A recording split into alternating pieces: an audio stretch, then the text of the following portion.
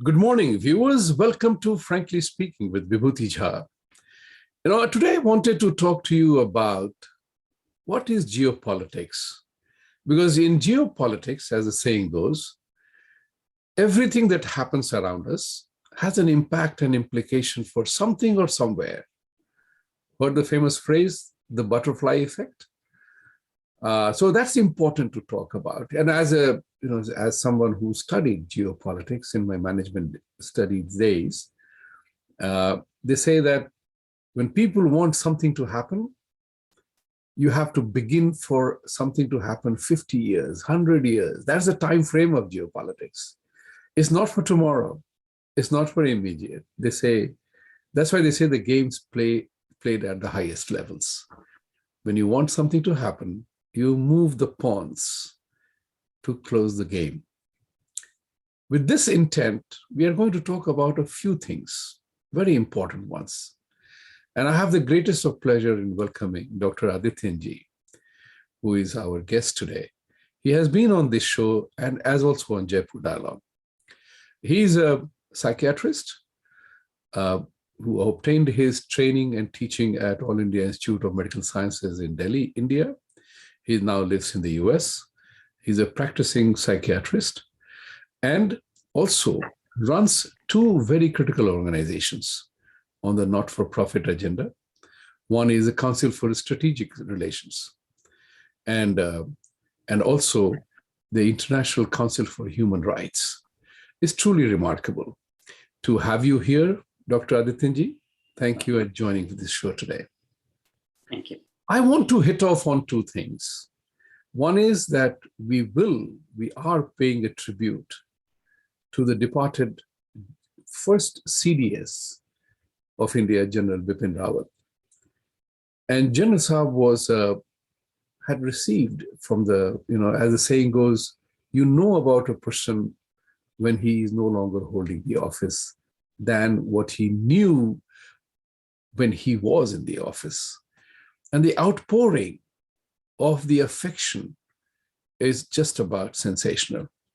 And equally disappointing is the vituperative, strong, ugly messages that have come along in the process. As the saying goes, these moments reflect the true character of a person. And to that end, I'm disappointed that even in his departure, in a tragic way, there are people who are from IIT. I just saw a tweet from IIT guy named Ram and General Panang and others from the military who have kind of celebrated his death. So it is shameful, it is disgusting, it is deplorable. However, with these thoughts, I wanted, Adityanjee to tell us, the General Rawat had changed the landscape of India's military might. He was a reformist, he was a doer, and Prime Minister took great pride in his choice of him as the General's first CDS of India. Your thoughts on it? Vibhuti, I'm glad that you're starting with this issue. Having said that, with your permission, let's you, myself, and our viewers join for 30 seconds of silence in the memory of the departed souls of General Rawat, his wife, and 11 other defense personnel, some of them very senior officers. So before I commence with my comments, let's observe a 30-second silence. Thank you. Let's do that. Let's do that.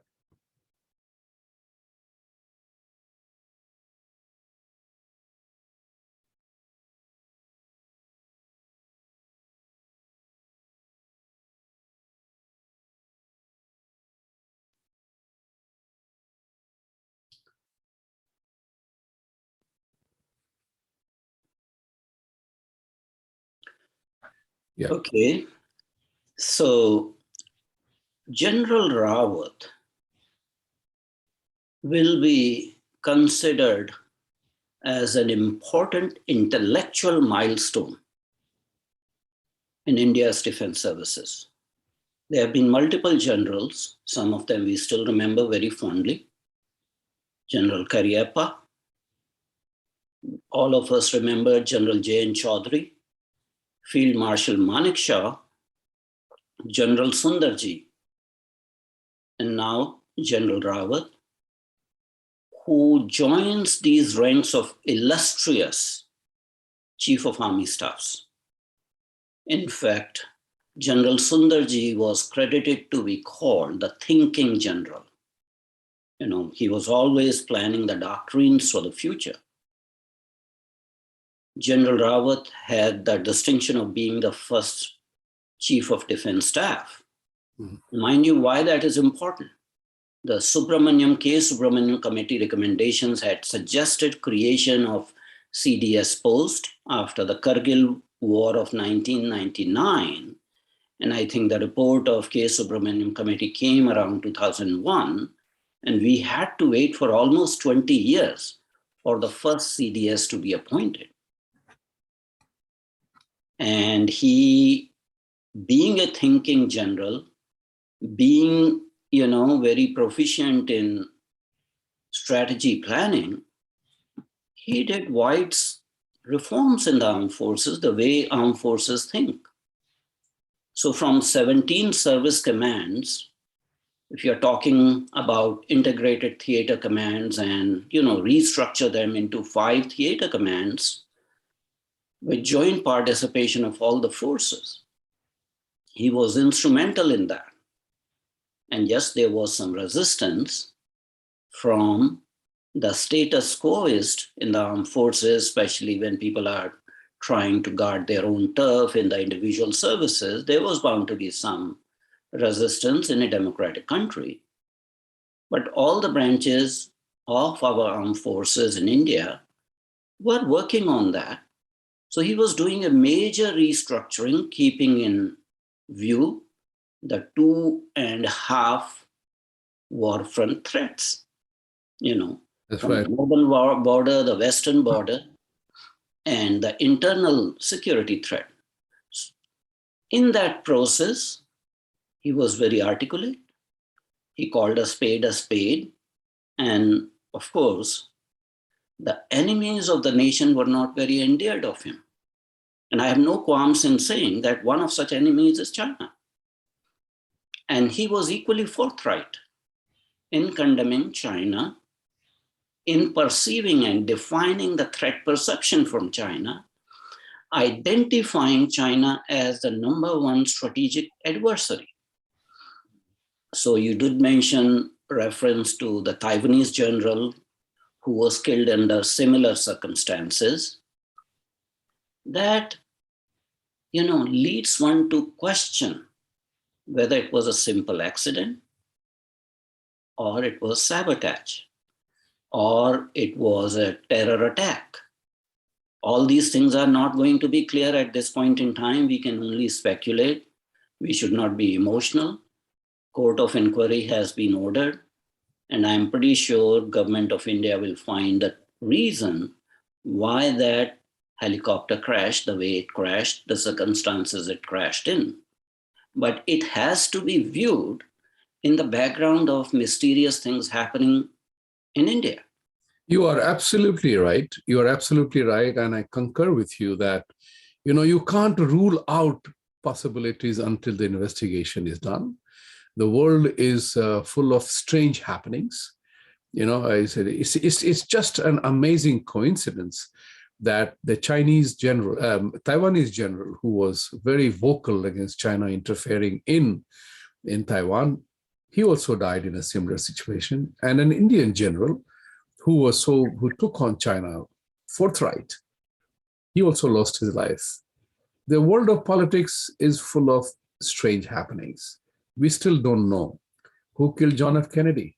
We came to know much later how Homi Bhabha died. We also know how Dag Hammarskjöld died. These are issues, or the Pakistani general who was General Zia. Zia-ul Haq, the mango plane exploded. So there are things we will never know, or we will only speculate, but it will be in the fitness of things that this matter is investigated. And India is somewhere along the line has become, unfortunately, I don't use the word very lightly, it is a happy hunting ground for anyone and everyone who wants to instigate something. I mean, think about it. So we will talk about all those things later, but General Rawat and all the 11 soldiers and Mrs. Rawat, you are in heavens with the gods, and God bless you and your families. And with these words, we will switch over to another military topic. Vibhuti, if Huh. I may take the privilege of interrupting you. Yeah, go ahead. I have on the Twitter requested to the government of India and its high functionaries, including the Prime Minister, the Minister of Defense, the President of India, to rename the Defense Staff College, Wellington, Tamil Nadu, India, in the honor and memory of the first Chief of Defense Staff as General Vipin Rawat, Defense Staff College, Wellington, India. I'm glad you said that, because I have retweeted and I have commented on that. It is very deserving.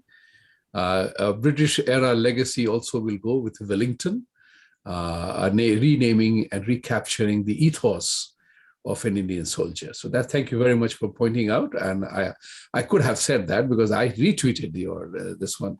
And there are several other good ideas coming on that.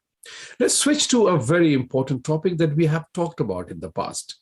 Once you had invited me on your show of CSR, and we talked about with Mr. Nilankani, if I recall correctly, is the impact and implication of CATSA about CS-400 that India was acquiring from Russia. And at that time, we had also examined the CATSA requirements very intensely.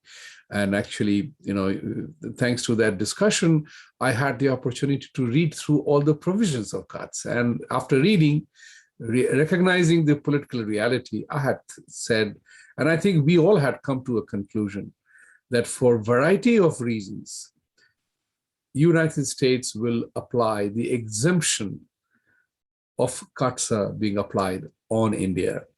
What do you think now that India has acquired S2 of the S-400 Russian weaponry? How does that work? Do you think CATSA is coming? And that's I still believe it will not. It will not. US is far too weak at this point in time to flex its muscles where it doesn't matter.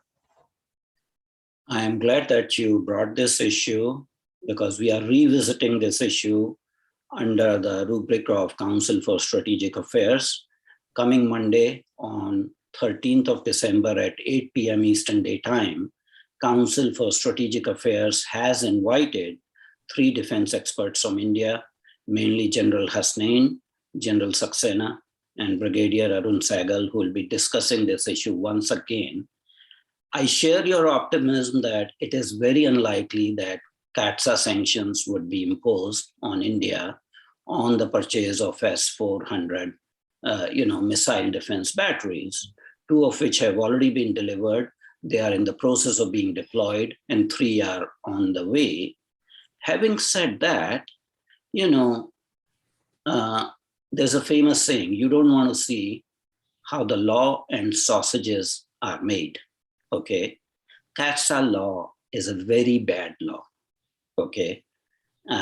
If US were hypothetically to impose sanctions on India, I will quote a Hindi proverb to describe that action as cutting your nose to spite your face. US would be cutting its nose to spite its face, because it does not help United States in any way. It actually sort of puts a damper on the burgeoning India-US defense relationship, India-US strategic relationship, India's participation in Quad, and US's, sort of ability to counterbalance the rising hegemon China. If you keep on having side fights with India and Russia, you have to define in geopolitics who is your real adversary. You have to do accurate threat perception. Right. I'm glad that in previous administration, they modified the CATSA law to introduce possibility of waivers. And the current administration so far has not imposed any sanctions. Right. Having said that, the US bureaucracy somehow behaves in a transactional manner in every issue. And my guess is that they are trying to deal with this issue in a transactional manner, trying to extract, quote unquote, their pound of flesh from India before, openly saying that India is being given a waiver. Right. As a sovereign nation, if I were running India, I will find this law very offensive because it is extraterritorial, jurisdiction of United States. India is a sovereign country. India has an independent, strategically independent foreign policy, defense policy, and US government has no business to tell India where it should outsource its defense requirements. Period. Simple. In every issue, apply extraterritorial jurisdiction by United States Congress has not helped US, and it will not help US. In CAATSA issue, you can impose sanctions on Turkey and China, but India is neither Turkey nor China. India has withstood sanctions from US from 1974 onwards, Right. one way or the other. And it took US administration, several administrations, very contorted gymnastic to do away with those sanctions so that India-US relationship prospers in future. You need to be somewhat creative and be real. You want to start that regime of sanctions and counter sanctions. Once the sanctions was removed, India started purchasing, defense requirements from US. And pretty much $20 billion worth of, orders were placed. What do you think if you and the United States put sanctions on India using the CAATSA law? Will India have confidence to buy on a long-term basis defense equipment from US? In fact, the result would be counterproductive because India will be forced to buy more from Russia, more from France, Right. more from Israel, Right. and any other source, including UK. So I personally would not like into game of predictions because that's for astrologers. But I believe that US would be hurting its own interest if it were under this administration or any other administration tries to sanction India under CAATSA or any other law. I like your phrase that we are not in the business of forecasting. That's for astrologers to do or forecasters to do. But geopolitics is all about anticipation of the events. So I'll take a step back for the purpose of taking a step forward.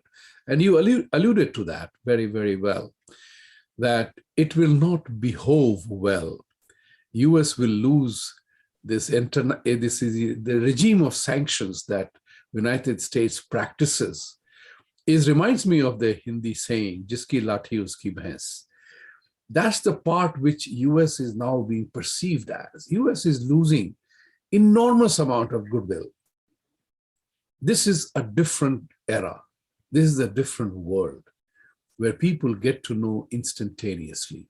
Apart from angering the wrath of 1.3 billion Indians in India, it will have global repercussion because American might at this point in time is not that inspiring.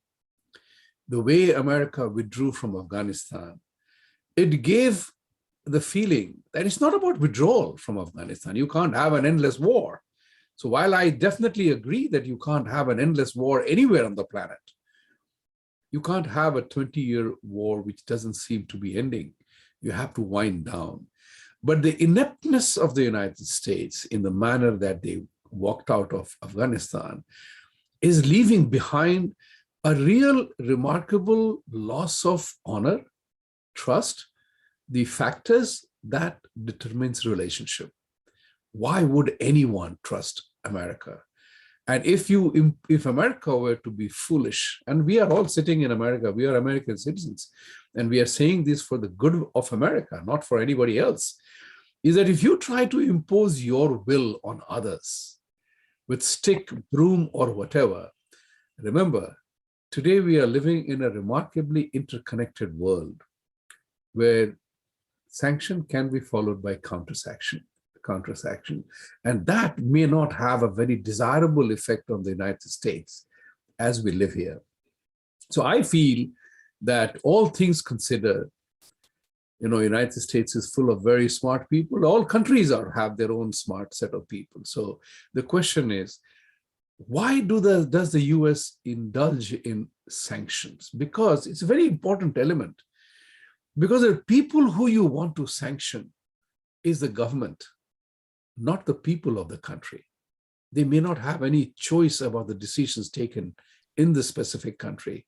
But when you sanction the ayatollahs of the countries, they are sitting happily in the palace. It's just like in the United States, the inflation caused by the current government's economic policies are affecting common men, not the senators and congressmen in the United States Senate or Congress. They have no idea what it is to fill a gas at $3 per gallon now for no fault of theirs, a self-inflicted wound. So I'm asking you, making an inquiry. Is the United States losing friends and allies with this regime of sanctions? Because nobody likes that. And you very correctly pointed out that we have endured sanctions in the past when we were much poorer. Now, the United States is the biggest trading partner, has a possibility of great arms market for the United States. Are you willing to hurt all of it for a government of India decision that was taken prior to CAATSA coming in place?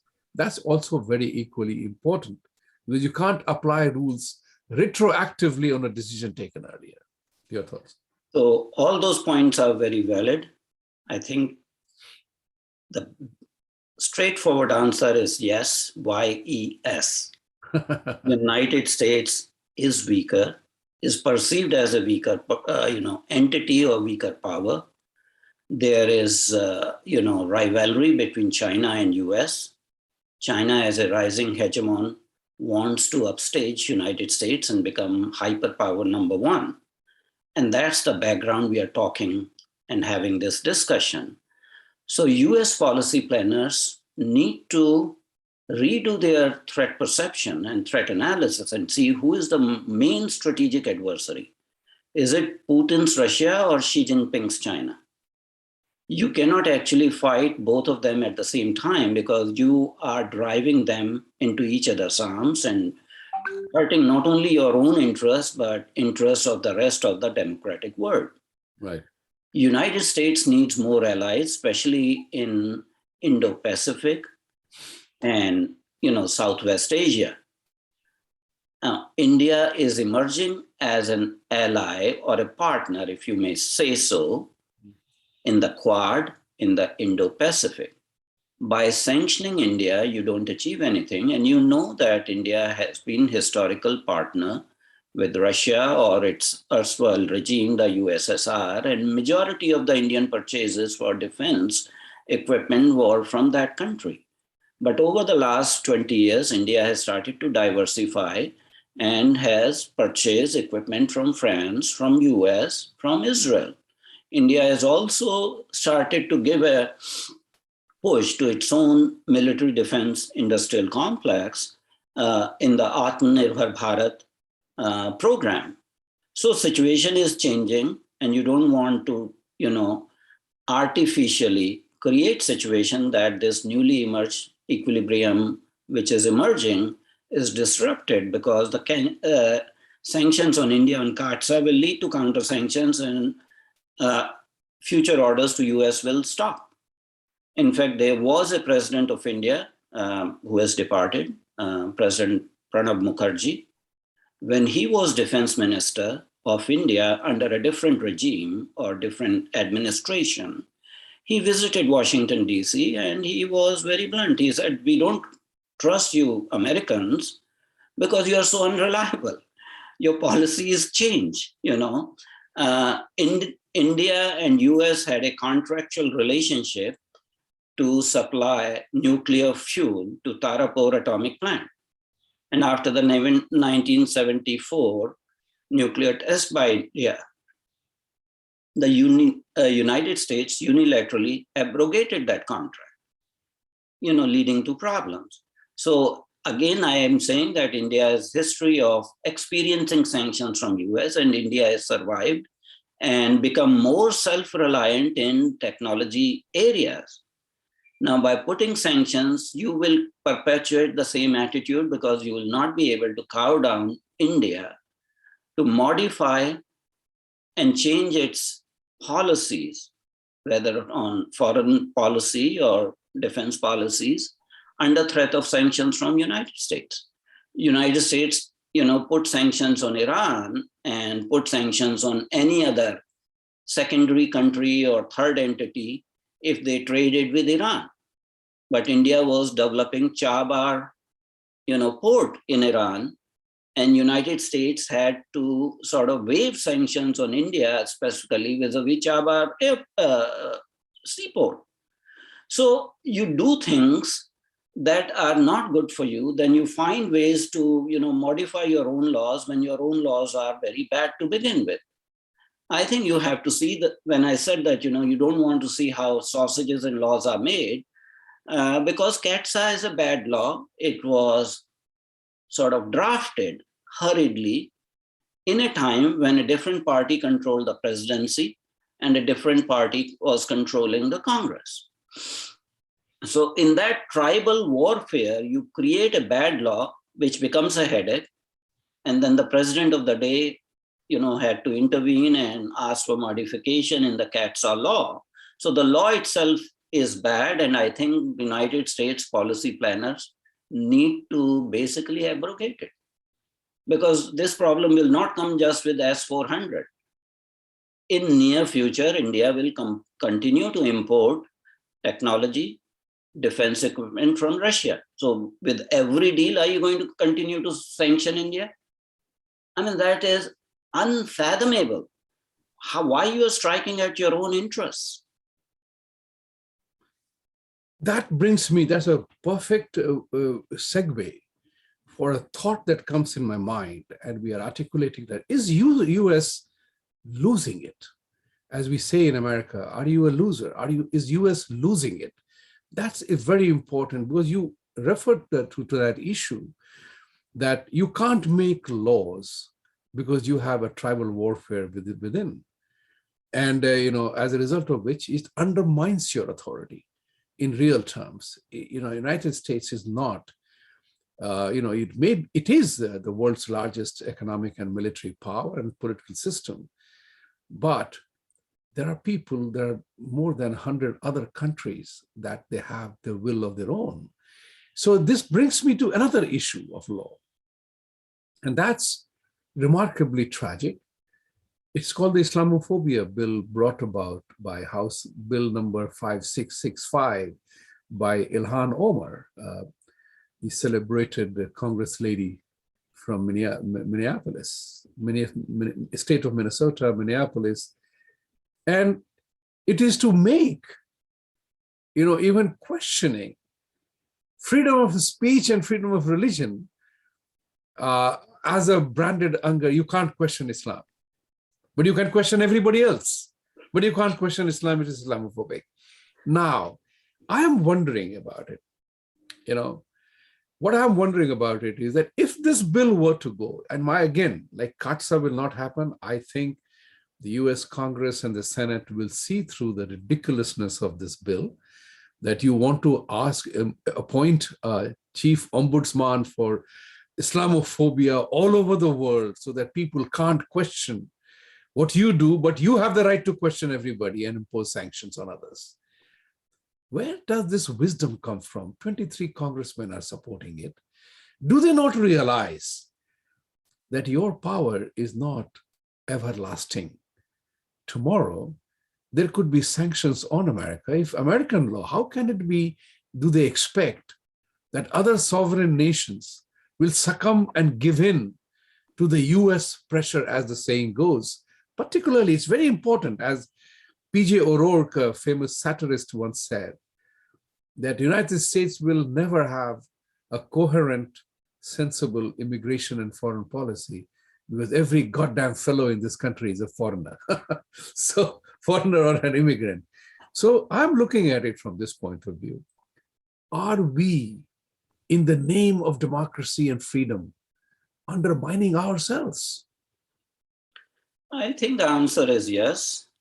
The way this bill has been presented, it's again, if it were to be enacted into a law, it'll be a very bad law with disastrous consequences. You cannot create in a democracy special interest groups that can never be questioned. And I will give you some bad examples of bad laws from a different country. And then you will understand the enormity of the implications for this proposed bad law, which is politically motivated. So in India, there is an SC/ST law.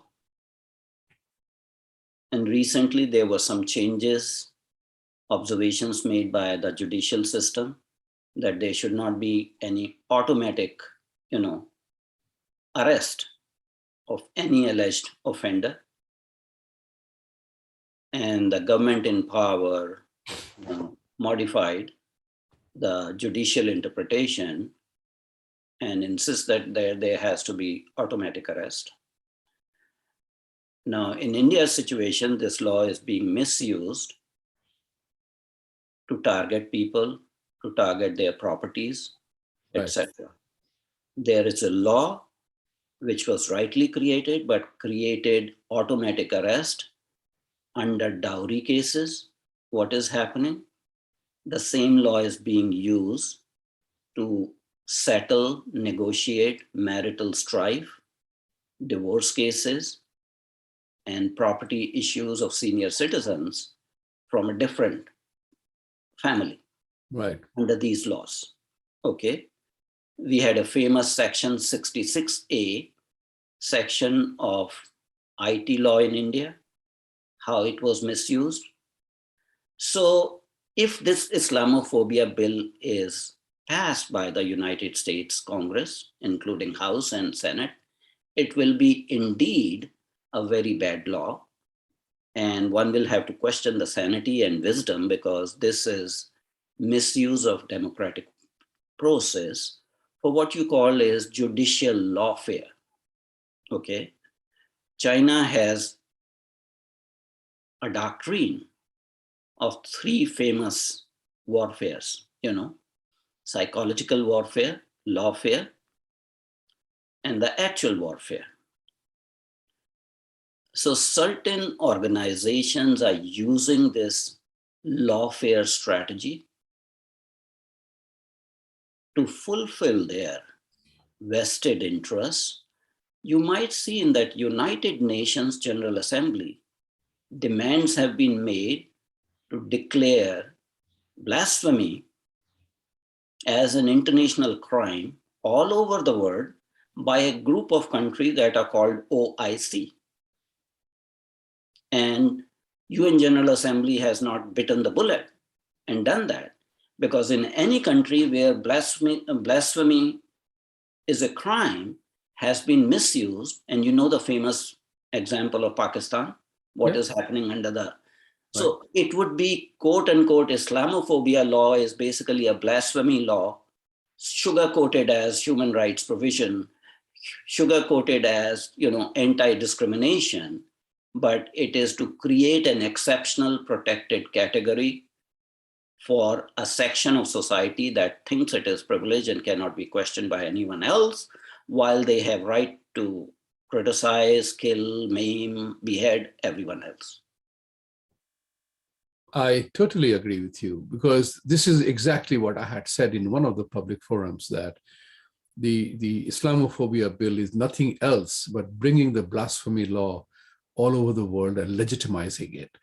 And that the United Nations has not bitten the bullet is a good thing, but it is also a very important challenge.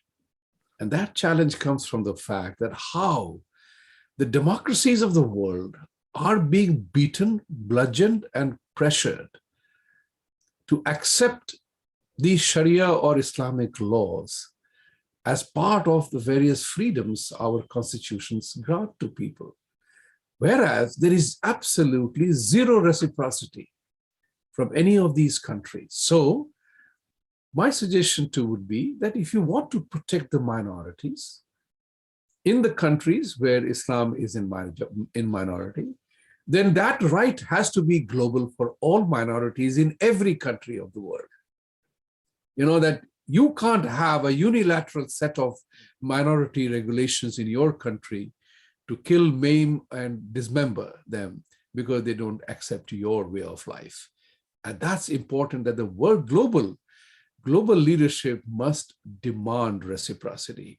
If OIC wants blasphemy laws to be declared as the United Nations mandate, then it's also incumbent upon the rest of the United Nations General Assembly to demand reciprocity of building mosques or building churches or building temples in every single Islamic country. You can't do that. But the more important point is that we have to demand reciprocity. The dialogue has to be both ways.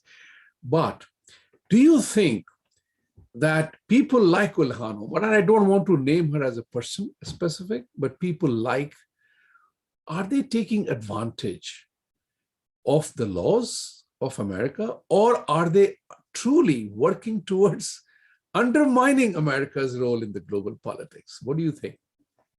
Well, as I said, that there are organizations that have vested interest.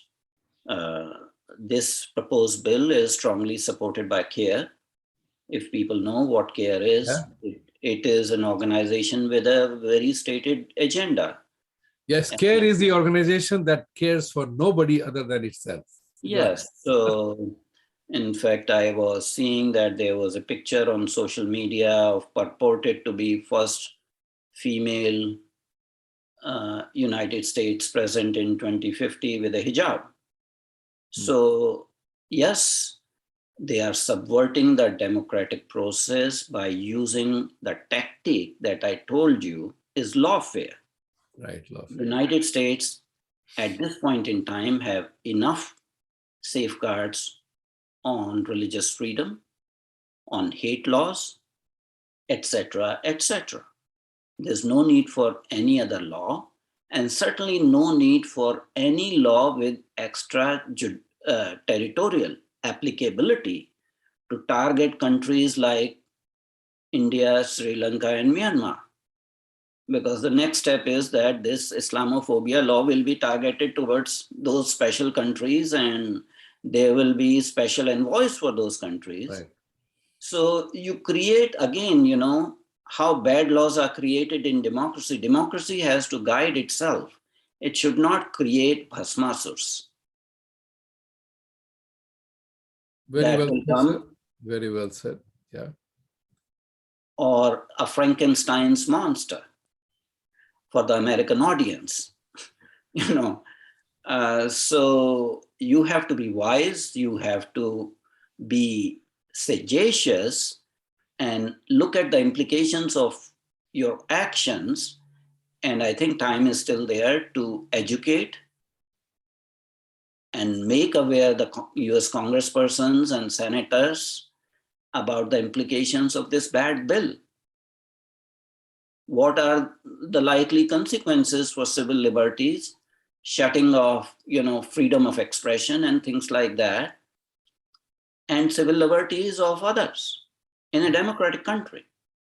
They need to understand the implications, and civil society needs to discuss this rather than, surreptitiously, because there's a tribal warfare going on in US, polity, or, sort of political structure with, so much extreme positions that one party and its quote unquote progressive squad can bring out, very bad laws which will come to bite you later on. And sometimes it feels very, very important to talk about this as well, because, you know, there is a very important word you used called lawfare. And I had read somewhere that America is a nation of laws. Laws are made by men, and men can be managed. And therefore, there is an element of how you make laws. I mean, people like you and I have had the privilege of being part of the system at times. And as a result of which, we know how laws get made. And I remember when Mr. Clinton was the president, apparently there was a law that had to be withdrawn because it got out that only 3 wealthiest of American families were beneficiaries. One was a Democrat, one was a Republican, one was an independent. Go figure.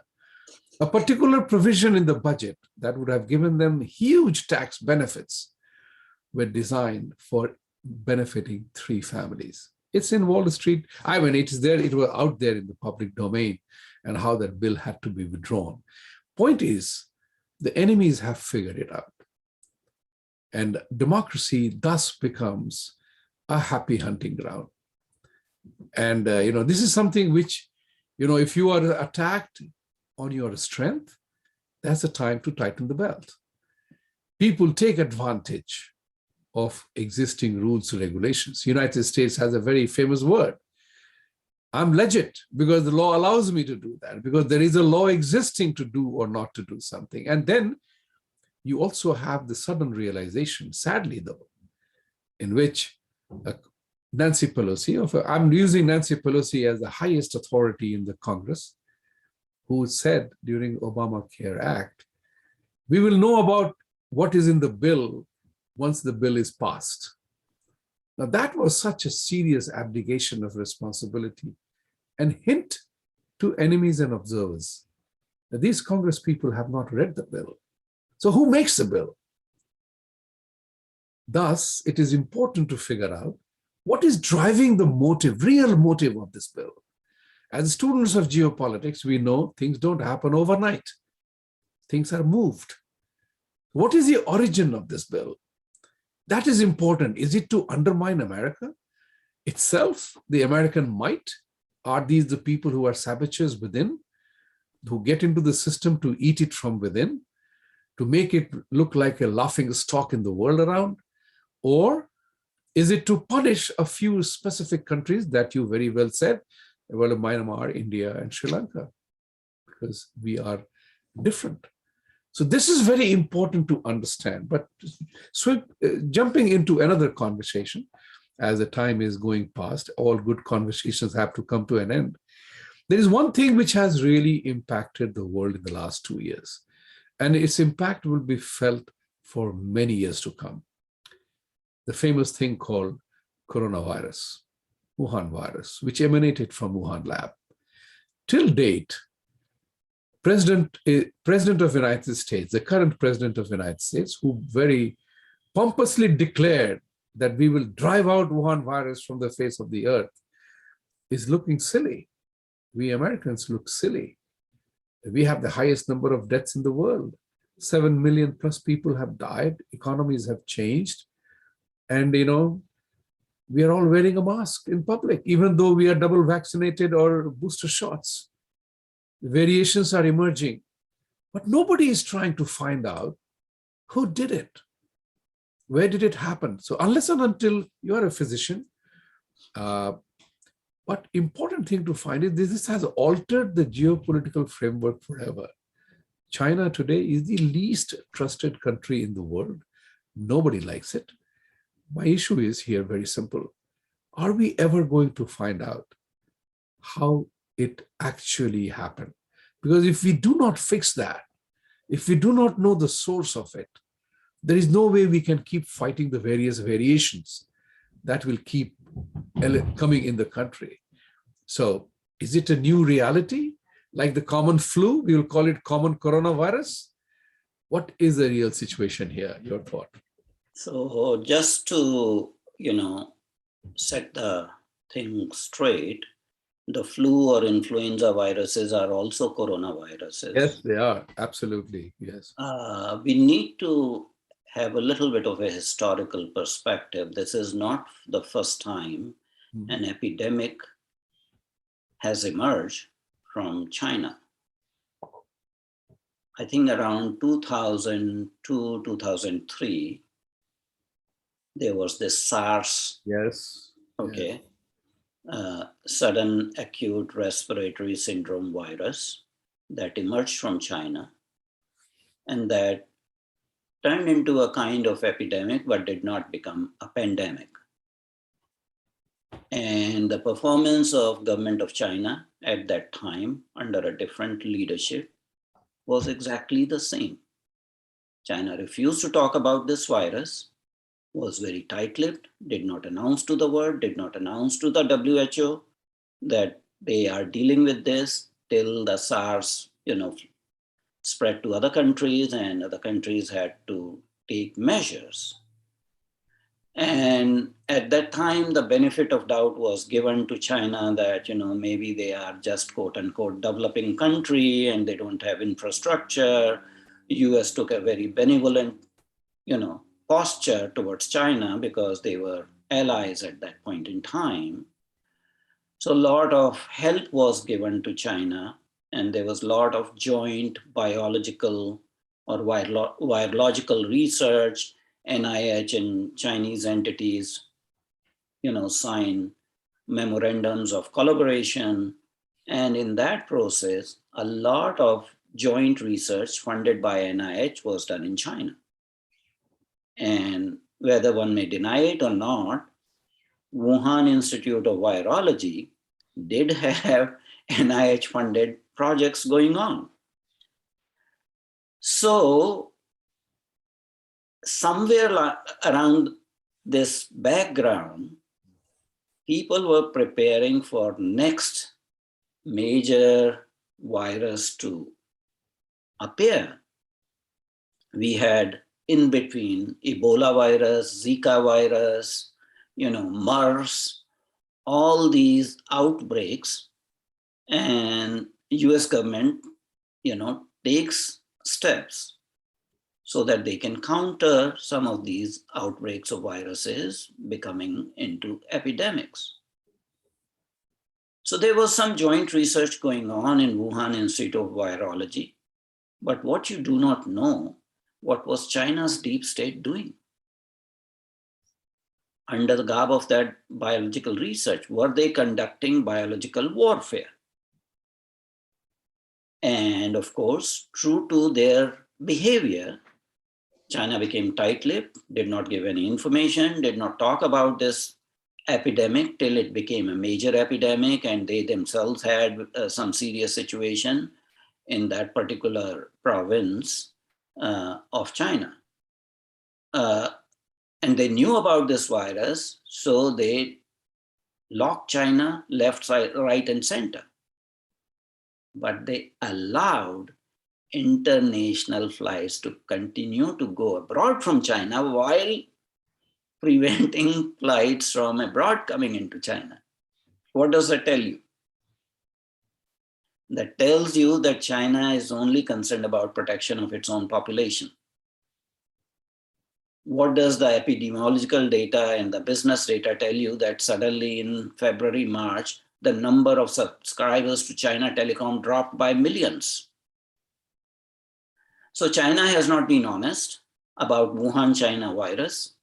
China controls certain UN institutions by, funding these institutions and funding the elections of officers of these institutions. And that includes WHO because Dr. Tedros is not a medical doctor. He was China's nominee in a way to get the position, and WHO did not take enough steps to force China to, declare primary information about this particular virus. So we may continue to speculate, and 2 years is a long time to destroy all the evidence if it was a classified project. Right. By all appearances, It appears that it was part of a classified program on biological warfare. When China, launched its ASAT missile for the first time in 2007, for 15 days, China did not say a word that yes, they did, send an anti-satellite missile, Right. which caused a lot of debris. And in fact, after 2 weeks, it was claimed that Chinese government knew nothing about it, and it was the PLA that did the test. So China is very adroit in shifting the blame, in, sort of controlling the flow of information and using deception as a technique for propaganda and absolving themselves of all the blame. You are absolutely right, Doctor, in the sense that China doesn't practice, and that's reciprocity. That's the word which I used earlier on, that the people who are anemic, or anti-democratic countries are China and Islam. They don't allow freedoms in their own societies. They are totally do not allow flow of information. They curb and kill people if their information leaks. So while one odd Christian missionary dies in Orissa or dies in a mysterious circumstances is a bigger global news than a Tiananmen Square. So But that's what the point which I'm trying to drive at is, as if we are coming to a close of the time, is it time for the rest of the world to unite and demand transparency? Particularly when you talked about the Wuhan virus, it was tested on what is known as the human mice. That's very critical information. That means you have total control on its release and manipulation. Last word on this.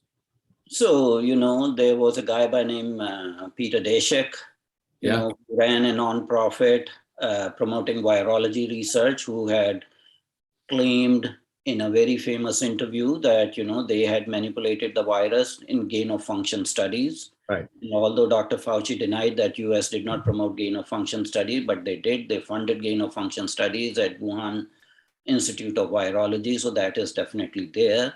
You did mention about issue of reciprocity. I will just name two things. A person by name Samuel Huntington, and his book on Clash of Civilizations is not woke or politically correct to talk about that, but that book has been in print for more than 20 years at this point in time, and progressive thinking people debunk it as figment of feverish imagination, but we are actually geopolitically seeing what has been called by geopolitical experts as Sino-Wahhabi alliance emerging as an axis in international relations. There are serious issues at stake, and I think the world needs to counter this Sino-Wahhabi alliance.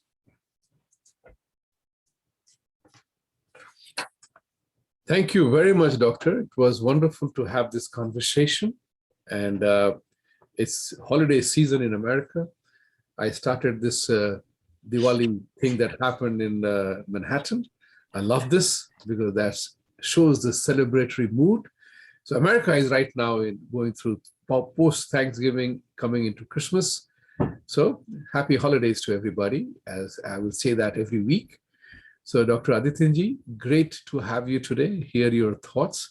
And I want to remind all the viewers here, should you want to know more about the CATSA and India buying S-400 from Russia and implications of that, Dr. is having a wonderful conference with 3 brilliant minds of Indian military. 2 of them I happen to know, with Brigadier, what is his name? Brigadier Arun Sehgal. Arun Sehgalji. I have been with him on your show. And Lieutenant General Atta Hasnani, he's brilliant. I have known him, I have met him. So that would be quite some interesting session for us to understand. It's not enough to just have information. It's also important to understand the information. That's key That's why we were talking about the Katsa, the implication, the impact and implication of the Islamophobia bill. Does US jurisdiction apply in other countries? Can US force it? Who is undermining? Who is playing? You got to understand that psychodynamics of this mind. And it's very important to figure that out. Thank you, Dr. Saab, for being on the show. Thank you, ladies and gentlemen, for watching the show, and those who will watch on YouTube. And have a great weekend and a wonderful week ahead. Talk to you next Saturday again. Thank you, Vibhuti ji, for inviting me. It was a pleasure as usual. And I'll just end with, we are in holiday season and festive season. I will just say in the spirit of, holidays, Sarve Bhavantu Sukhina, Sarve Santu Niramaya. Sarve Bhadrani So that should be the spirit. Thank you. Thank you. Thank you so much. Okay.